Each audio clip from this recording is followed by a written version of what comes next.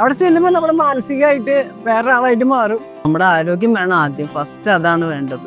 പിന്നെ സൗമ്യയെ കുറിച്ച് പറയുകയാണെങ്കിൽ എനിക്ക് എൻ്റെ പേരക്കുട്ടിയുടെ അത്ര ഉള്ളൂ. ഞങ്ങളുടെ കൂടെ തന്നെ ഞങ്ങളിൽ ഒരാളായിട്ട് ഞങ്ങളുടെ കൂടെ നിൽക്കുകയും വർത്താനം പറയുകയും ചിരിക്കുകയും കളിക്കുകയും ഒക്കെ ചെയ്യുന്ന ആളാണ് സൗമ്യ. ഒന്ന് ചിരിച്ച് സന്തോഷിച്ച് കൂടിയാൽ തന്നെ പകുതി രോഗങ്ങൾ മാറും. പിന്നെ സൗമ്യയുടെ ചിരി വരുമ്പോൾ തന്നെ നമുക്ക് എല്ലാവർക്കും ഇഷ്ടമുണ്ടാവും.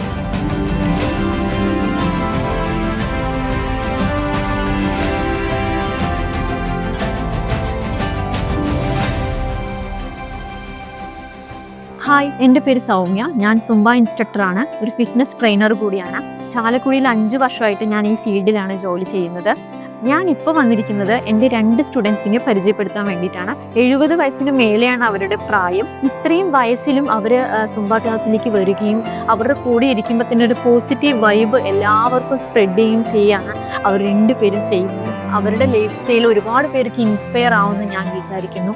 അപ്പോൾ നമുക്ക് അവരുടെ വിശേഷങ്ങൾ കാണാം. എൻ്റെ പേര് മറിയാമ്മ, വീട് ചാലക്കുടി, പള്ളിയുടെ ബാക്കിലായിട്ട് എൻ്റെ വീട്. എനിക്ക് 72 വയസ്സായി. ഞങ്ങൾ ഓസ്ട്രേലിയയിലായിരുന്നു.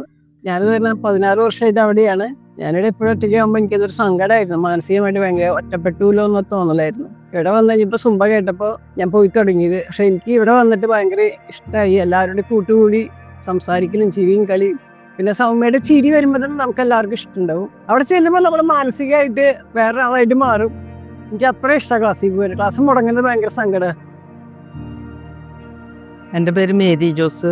എനിക്ക് 3 മക്കള്, 3 പെൺകുട്ടികളാണ്. കുറേ പേര് വീട്ടിൽ ഇതുപോലെ മടി പിടിച്ചിരിക്കുന്നുണ്ട്. നമ്മുടെ ആരോഗ്യം നമ്മൾ തന്നെ നോക്കണം. ഇപ്പം എല്ലാവർക്കും പ്രഷർ, ഷുഗർ, കൊളസ്ട്രോൾ ഒക്കെയാണ്. അപ്പം നമ്മൾ 1 മണിക്കൂർ നേരം കഷ്ടപ്പെട്ടാൽ നമ്മുടെ ആരോഗ്യം മെച്ചപ്പെടുത്താം. ഈ രോഗങ്ങൾ വരാണ്ടിരിക്കാൻ നമ്മൾ നോക്കണം. വന്നു കഴിഞ്ഞിട്ട് കുറേ കാശ് ചെലവാക്കി ചികിത്സിച്ചിട്ട് കാര്യമില്ല. എന്തുണ്ടായിട്ടും കാര്യമില്ല, കാശൊക്കെ അവിടെ ഇരിക്കും. നമ്മുടെ ആരോഗ്യം വേണം ആദ്യം, ഫസ്റ്റ് അതാണ് വേണ്ടത്.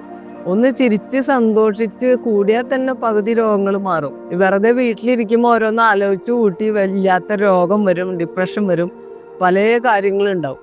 ഒരുപാട് അമ്മമാർ വീട്ടിൽ ഇപ്പോഴും വെറുതെ ഇരിക്കുന്നുണ്ട്. മറ്റുള്ളവരുടെ കാര്യങ്ങളൊക്കെ നോക്കി മെൻ്റലി ഫിസിക്കലി ഫിറ്റ് അല്ലാതെ ഒരുപാട് മാനസിക സമ്മർദ്ദം അനുഭവിച്ചിരിക്കുന്ന അമ്മമാരുണ്ട്. അവരോടാണ് എനിക്ക് പറയാനുള്ളത്, അവർ ഏതെങ്കിലും അടുത്തുള്ളൊരു ഫിറ്റ്നസ് സെൻ്ററിൽ പോകണം. ഞങ്ങൾ തന്നെ ഇപ്പോൾ ഒരു വലിയൊരു കൂട്ടായ്മയാണ്, ഒരു ഫാമിലി പോലെയാണ് ഞങ്ങൾ. അപ്പം നിങ്ങളും ഇതുപോലെ ഏതെങ്കിലും അടുത്തുള്ള ഫിറ്റ്നസ് സെൻ്ററിലേക്കോ നല്ലൊരു ട്രെയിനറുടെ അടുത്തോ പോയി മാനസികമായിട്ടും ശാരീരികമായിട്ടും നിങ്ങൾ വളരെ ബലം നേടണം. ഈ വീഡിയോ നിങ്ങൾക്ക് ഇഷ്ടമായെന്ന് ഞാൻ വിചാരിക്കുന്നു. മറ്റൊരു വീഡിയോയുമായി വീണ്ടും കാണാം. ബൈ.